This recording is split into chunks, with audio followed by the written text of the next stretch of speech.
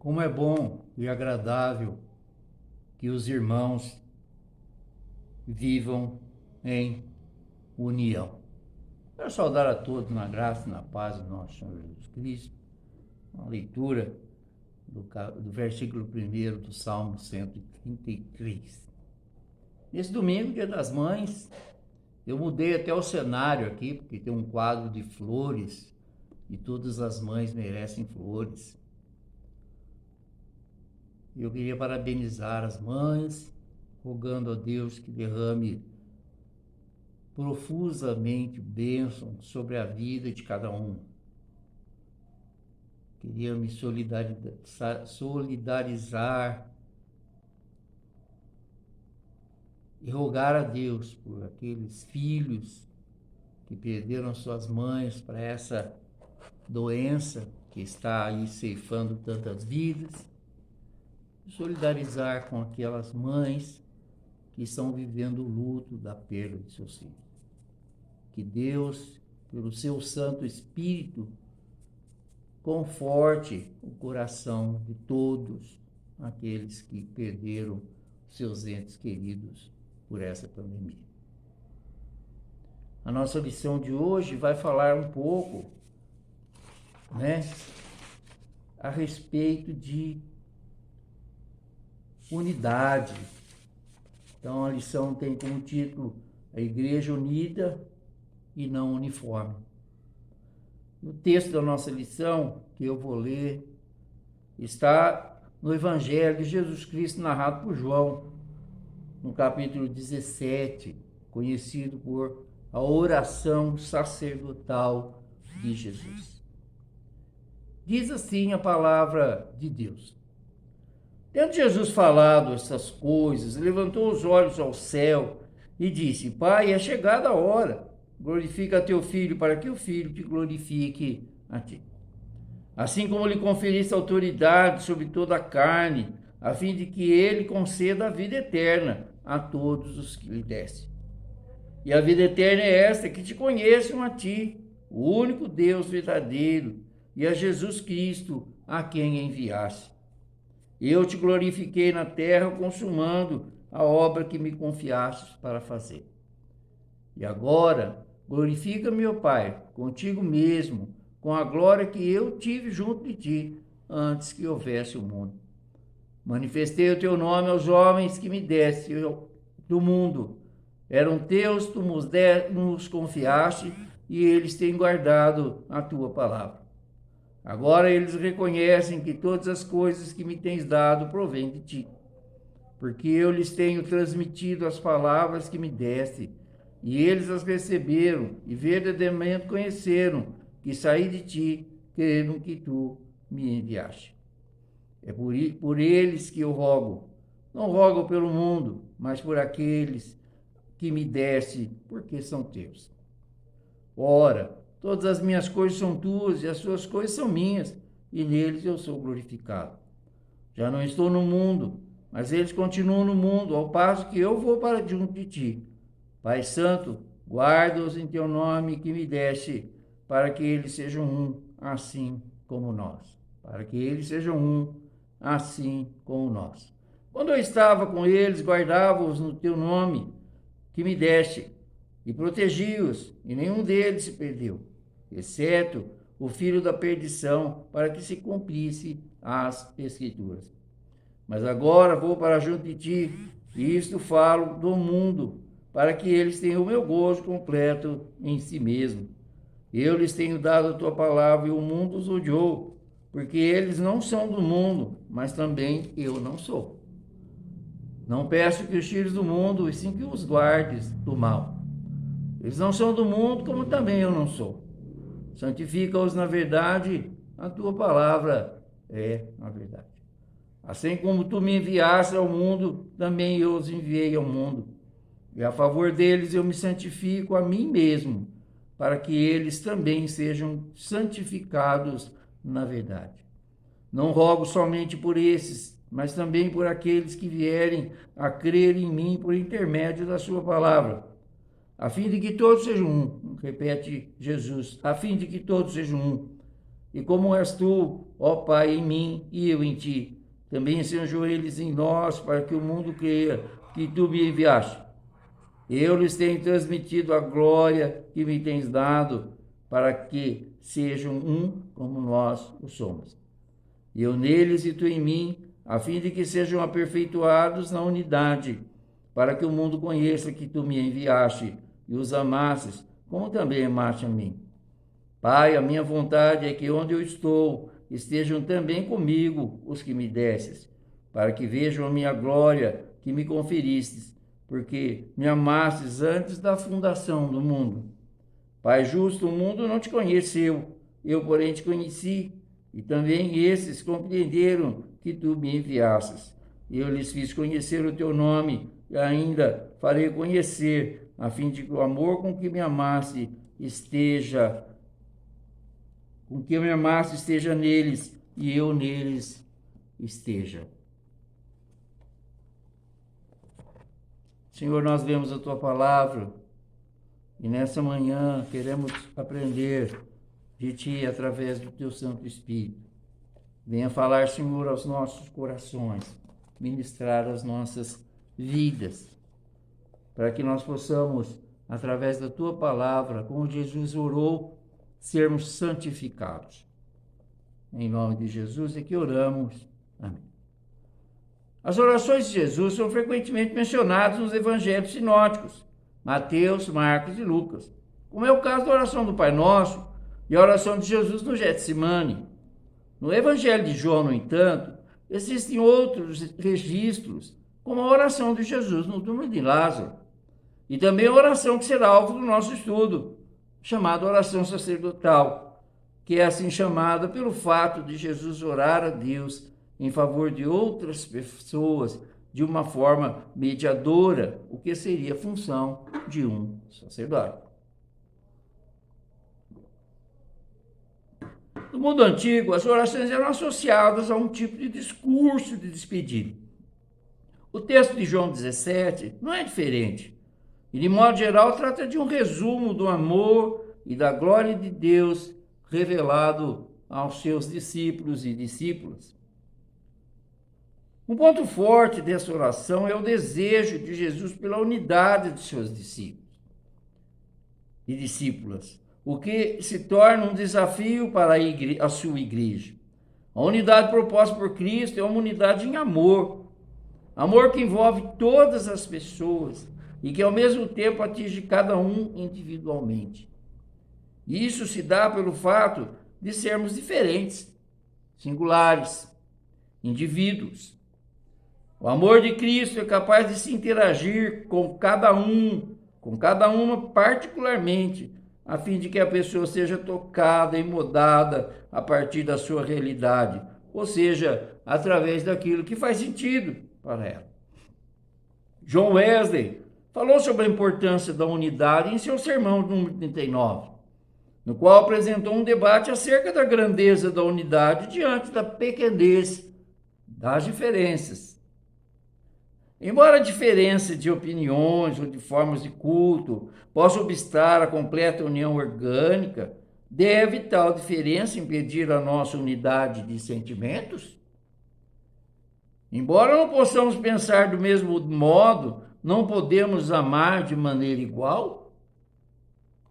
Não podemos ter um só coração, ainda que não tenhamos uma opinião só? Sem dúvida alguma que podemos. Nisto, todos os filhos de Deus podem unir-se, não obstante aquelas diferenças secundárias.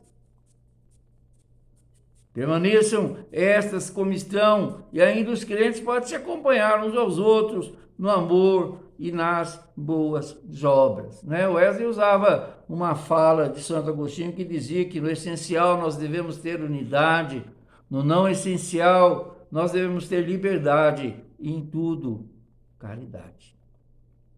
A ideia de sermos o corpo de Cristo retrata perfeitamente a proposta de unidade feita pelo Senhor. Nossas diferenças nos permitem exercer diversas funções e nos comunicar com diversas realidades. A gente já falou sobre isso, Cada um tem um dom, cada um gosta de uma coisa, é colocar esse dom e aquilo que você gosta a serviço do reino de Deus. Essas diferenças nos permitem abranger um número muito maior de pessoas na prática do evangelismo diário. A termos nossos grupos de relacionamento interpessoal, conscientes de que somos responsáveis por alcançar as pessoas a partir do nosso testemunho. A unidade é vontade de Deus. Jesus clamou ao Pai para que isso fosse uma realidade em nosso meio. Essa já é uma demonstração mais que suficiente da vontade de Deus, que enviou a Cristo a fim de criar essa unidade entre nós e com Ele. Sua morte e ressurreição também encontram um fim na unidade. A remissão dos nossos pecados também teve um objetivo de união. Entendendo essa vontade de Deus, passamos a pensar no propósito da unidade. Segundo João 13:35, nisso todos conhecerão que vocês são meus discípulos, se tiverem amor uns aos outros. Isso se reafirma também na oração sacerdotal. A unidade faz com que o mundo nos reconheça como discípulos e discípulas do Senhor. Ela é responsável pelo testemunho do amor de Deus pelo seu povo e a sua missão de nos resgatar. Nossa unidade revela o amor entre o Pai, o Filho e o Espírito Santo, e esse é o mesmo amor por sua igreja. A realidade do Evangelho muitas vezes nos traz para fora da nossa zona de conforto. Nem sempre a unidade é algo fácil, e não é mesmo. É por isso que a enxergarmos como um desafios da vida cristã. É por isso que a enxergamos como um desafio da vida cristã.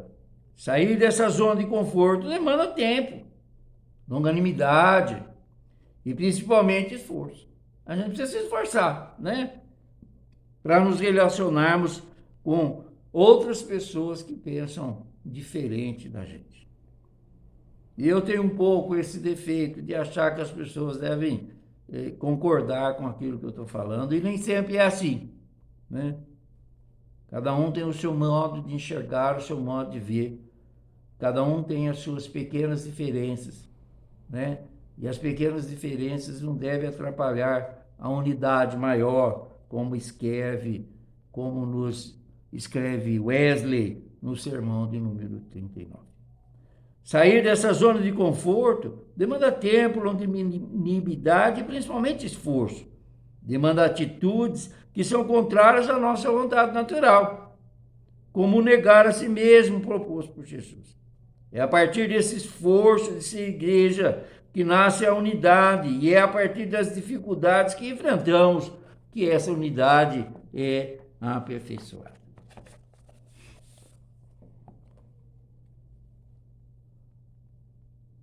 A perfeita comunhão está entre os desafios de ser corpo de Cristo, vivendo a realidade do Evangelho como povo de Deus. Por conta disso, muito se fala sobre unidade, compromisso e relacionamentos sólidos, almejando o bom desempenho desse organismo vivo que é a igreja. Como temos vivido comunitariamente a nossa espiritualidade? Como estão os relacionamentos dentro e fora da nossa comunidade de fé? Falar sobre unidade é também falar sobre as diferenças e como elas podem contribuir para a dinâmica de sermos uma igreja conforme a vontade do Senhor.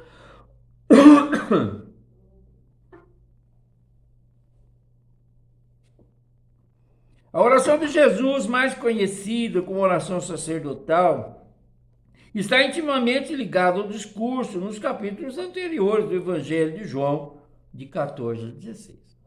Nós conhecemos bem esse texto, já estudamos esses textos, onde Jesus começa: não se turbe o vosso coração, crede em Deus, mas crede também em mim.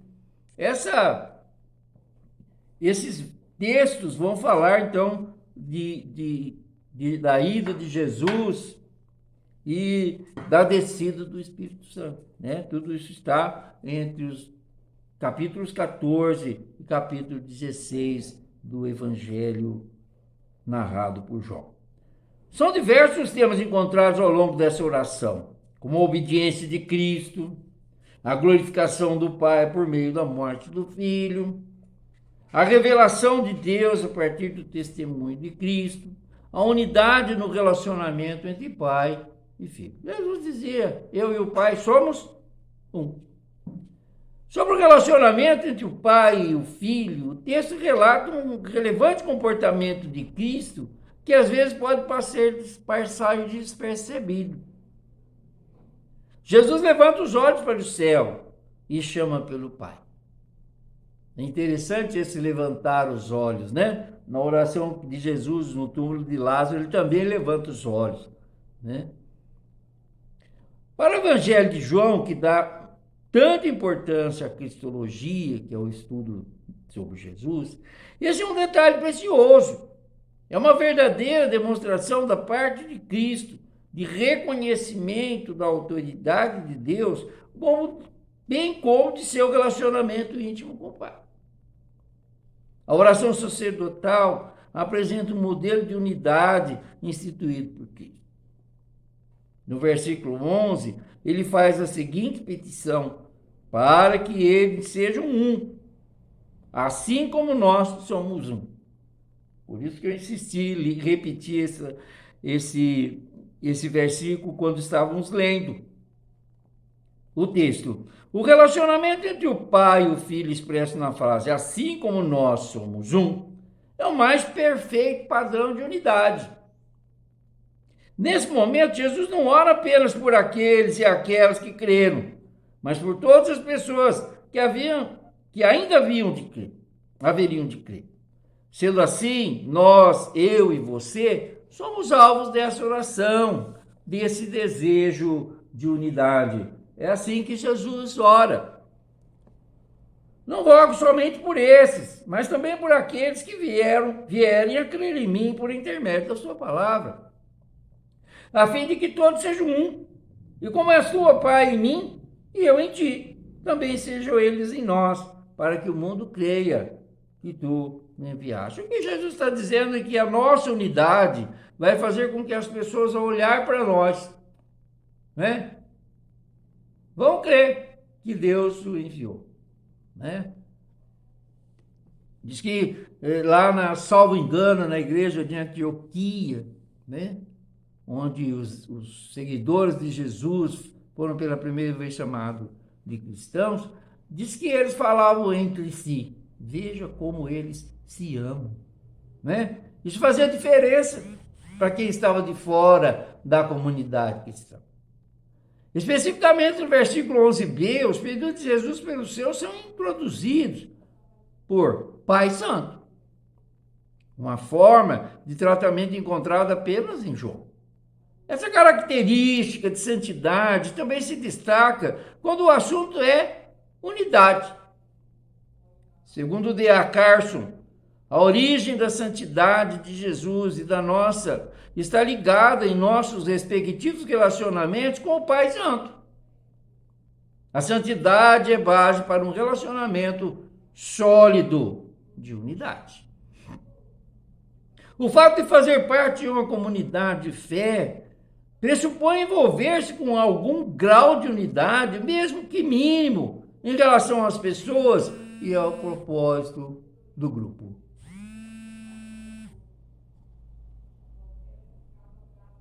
A oração de Jesus, no entanto, é carregada de anseio por uma unidade plena, atrelada ao fato de comunhão pelo mesmo propósito.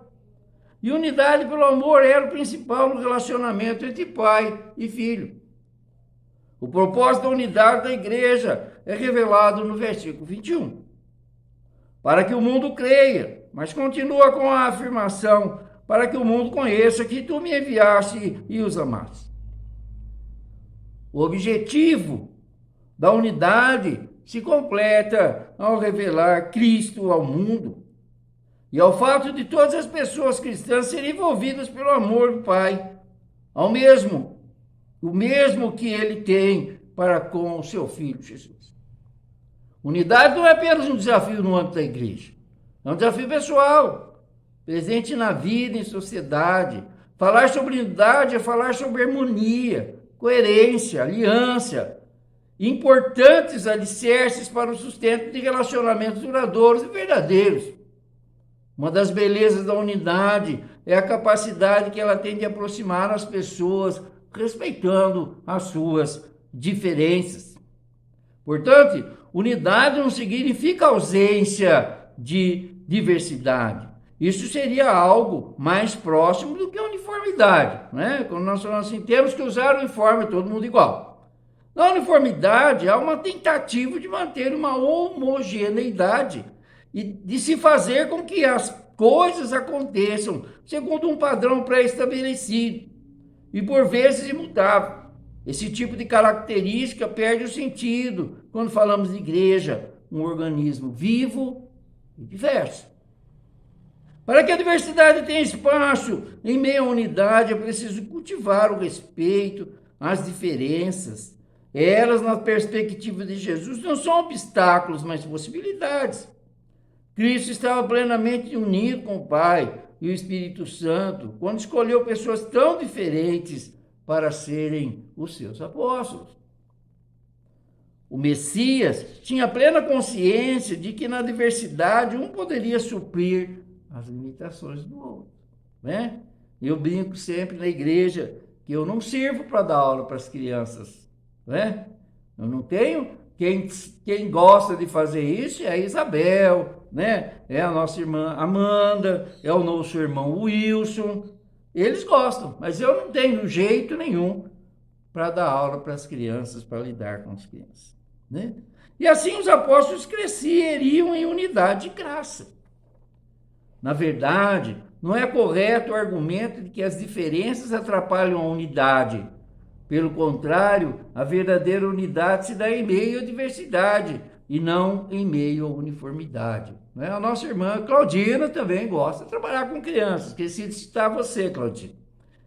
Ser igreja é experimentar um ambiente capaz de unir tais diferenças. Isso nos faz ser corpo, conforme o conceito bíblico.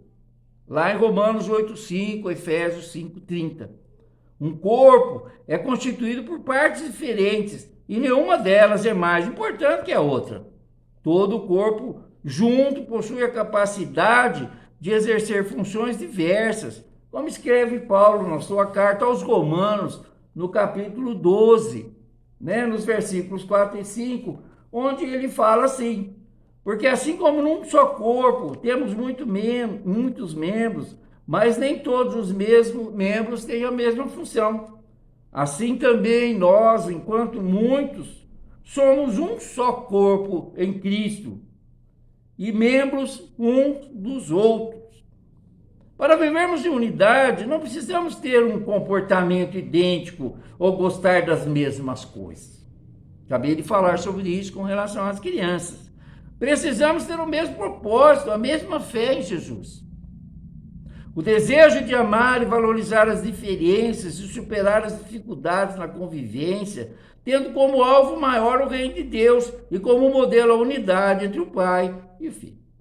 Precisamos, conforme orientou Paulo à igreja de Filipos, de humildade. Considerar e valorizar as outras pessoas e não nos fechar em nossos próprios interesses. Escreve Paulo aos Filipenses, no capítulo 2, nos versículos 3 e 4. Não façais por particularismo ou vanglória, mas por humildade, considerando cada um os outros superiores a si mesmo. Não tenha cada um em vista o que é propriamente seu, senão também cada qual o que é dos outros. É preciso trabalhar com a graça de Deus para aperfeiçoar a unidade, porque assim a igreja glorifica a Deus. Vejam como eles se amam. falavam dos cristãos, salvo engano, da igreja de Antioquia. A glória de Deus, quando revelada em Cristo, faz com que a sua perfeita unidade seja ressaltada. De semelhante modo, ao manifestarmos a glória de Deus, Ele nos aperfeiçoa nessa unidade.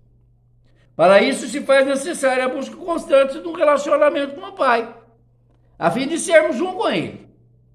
A unidade do povo de Deus é um dos maiores testemunhos de união para a humanidade. Se formos uma igreja unida e não uniforme, dinâmica, que manifesta esse amor recebido de Deus através de relacionamentos saudáveis, cumpriremos o nosso papel, glorificaremos o nome de Jesus e o faremos conhecido por meio do nosso testemunho. A unidade proposta por Cristo possibilita que as pessoas o reconheçam como o único caminho e andem como Ele andou. Mesmo com nossas diferenças, se permanecermos no caminho verdadeiro, Deus nos usará de formas diferentes, segundo a sua vontade, para um fim em comum. Cristo, em sua oração, faz um pedido ao Pai, para estarmos onde Ele estivesse. Onde eu estou, também estejam comigo. Para isso é necessário andar como Ele andou, revelando a sua essência, o amor. Deus, sendo amor, permite a quem o conhece a possibilidade de experimentar esse amor que se transforma em alicerce para a nossa unidade. Né? Como é que está, né, a nossa igreja nesse aspecto da unidade?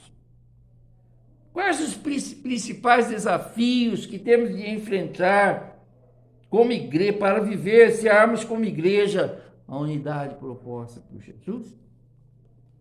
Senhor, a tua palavra nos fala hoje, na oração sacerdotal de Jesus, a respeito da necessidade de sermos um, mesmo com as nossas diferenças, com as nossas divergências, que nós tenhamos um propósito só, o de levarmos com a nossa vida e com o testemunho como igreja, Jesus para todas as pessoas.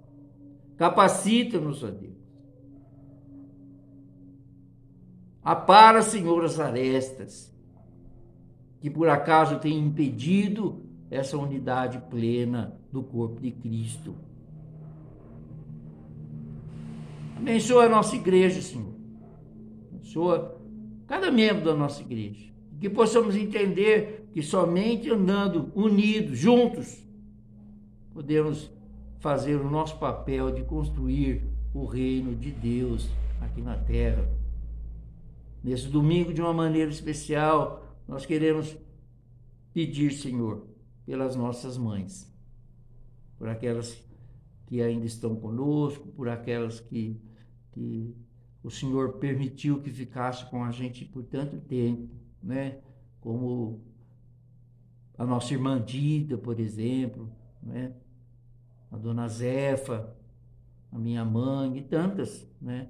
Que o Senhor permitiu que estivesse conosco por tantos anos. Fomos privilegiados. Mas também queremos colocar nas tuas mãos, Senhor, aqueles que, principalmente nessa pandemia, se viram privados do convívio das suas mães. Aqueles que, durante essa pandemia, aquelas mães foram privadas do convívio com os seus filhos. Que o seu Espírito Santo possa confortar e consolar todas essas famílias. É a nossa oração nesse domingo, em nome de Jesus. Que Deus abençoe nosso dia, que Deus abençoe todas as mães, né? Recebam aqui o meu abraço virtual. Tenhamos todos um dia abençoado.